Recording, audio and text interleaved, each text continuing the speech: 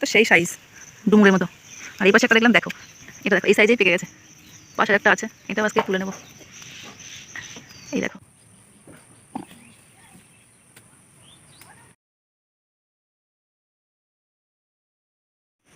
এক গামলা হয়েছে, দুটো গাছ মিলিয়ে। তবে এই গাছটাই বেশি হয়েছে, ওষুধ দেওয়া হয় না তো না। হ্যালো এভরিওয়ান, গুড মর্নিং সবাইকে। গৌরব রূপা ব্লগে নতুন একটি ভিডিওর সঙ্গে তোমাদের অনেক স্বাগত, অনেক ভালোবাসা। তোমরা সবাই কেমন আছো? আশা করছি সবাই ভালো আছো, সুস্থ আছো, আর আমরাও ভালো আছি। এখন সকাল 6টা বাজে। আজকের ব্লগটা আমি এখন থেকে শুরু করছি। তোমরা পুরো ভিডিওটা প্রথম থেকে শেষ পর্যন্ত দেখতে থাকো, আশা করছি ভালো লাগবে। সকালবেলা বাসি কাজকর্ম সব হয়ে গেছে, বাসি জামা কাপড়টাও ছেড়ে নিয়েছি। এখন হালকা কিছু খাবো, তারপর যাব রান্নাঘরে। তো চলো, ভীষণই গরম লাগছে, আর বেশি বকবক করছি না এখন। তোমরা সঙ্গে থাকো, তোমাদের সঙ্গে আবার পরে কথা হবে। তো চলো, টাটা।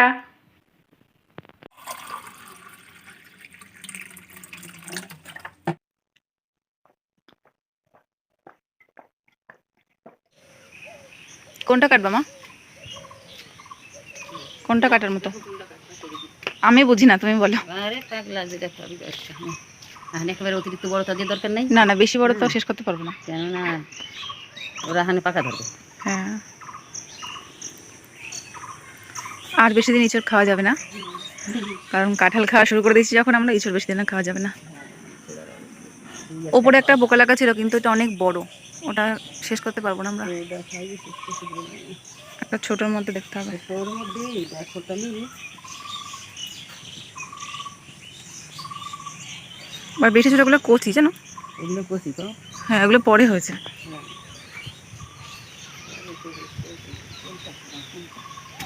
কোনটা খাবো, কোনটা খাবো, কোনটা খাবো, সবই তো বড় বড় হয়েছে। এইটা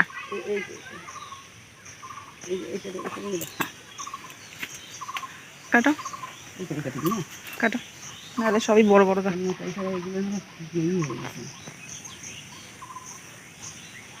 কাটিয়ে ফেলো। উপরেও টেংরো ভেংরো আছে, কিন্তু অনেক বড়। এইটা তো পুরো ডিজাইন হয়ে গেছে।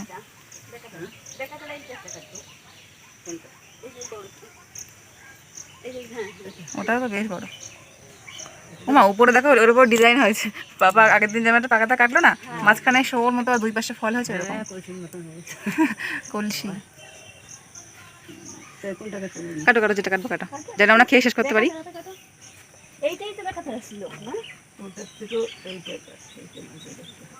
কাটো, ধরো।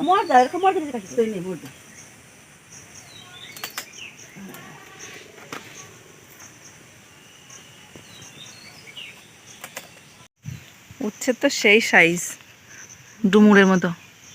আর এই পাশে একটা দেখলাম, দেখো এটা, দেখো এই সাইজেই পেকে গেছে। পাশে একটা আছে, এটাও আজকে তুলে নেব। এই দেখো, বিশাল সাইজ, তুলে ফেললি। ও বাবা, এখানেও একটা লুকিয়ে আছে। আর বাড়বে না, তুলে নিলাম। হ্যাঁ, জালি আছে অনেকে, দেখো ভিতরে পুচকে পুচকে জালি। পাতাগুলো কেমন হয়ে যাচ্ছে। দোষ ছিল বেশ কয়েকটা, এই যে বেশ কটা দোষ ছিল।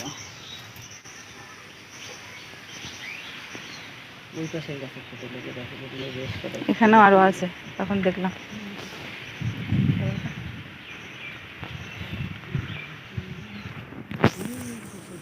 এই দেখো, এগুলো অনেক জালি পড়েছে, কচি কচি।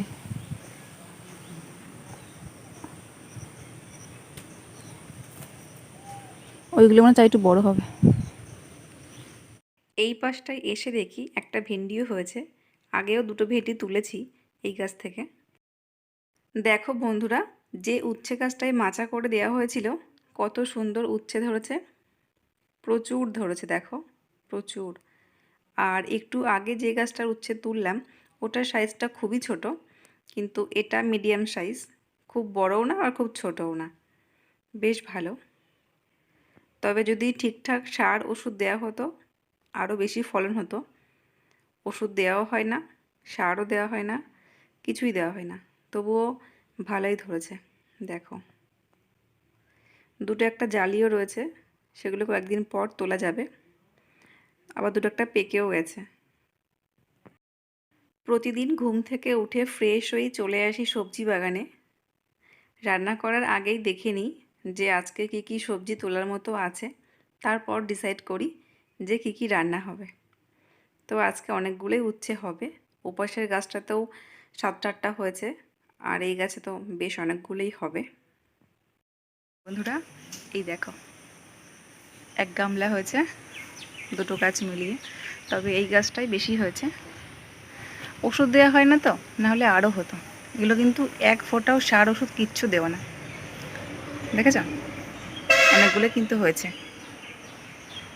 তো চলো এবার কাটিং কুটিং করে রান্নাটা বসিয়ে দিই, তোমাদের সঙ্গে এবার পরে কথা হবে, কেমন? চলো। দুটো ডিম এখানে সিদ্ধ বসিয়েছি বাবার জন্য। সকালবেলা ইঁচড় কাটা হয়েছে, সেই জন্যই বাবাকে বলেছিলাম চিংড়ি মাছ নিয়ে আসবে। শুনে তো খুব খুশি, চিংড়ি মাছটা খেতেই বাবা বেশি ভালোবাসে। তো আজকের মাছগুলো বেশ বড় বড়। ডিম সিদ্ধ দিতে হবে না?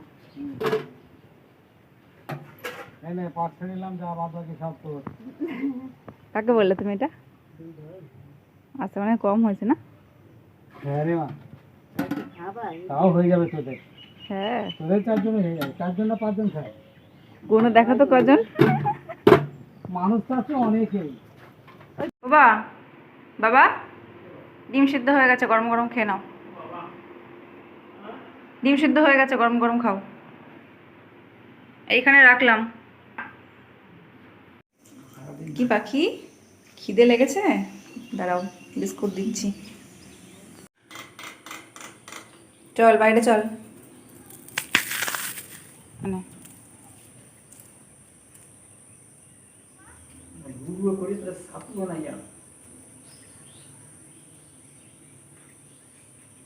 সকালে রান্নার জন্য যা যা সবজি তোলার মতো আমি সব তুলে কেটে কুটে রান্না বসিয়েও দিয়েছি।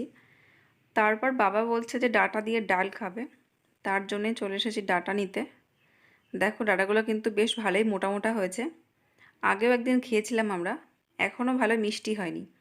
আরও কয়েকদিন থাকবে, আর একটু পাকলে পারে মিষ্টি হবে। সকালবেলা এত গরম, এখন তো 9টাও বাজেনি।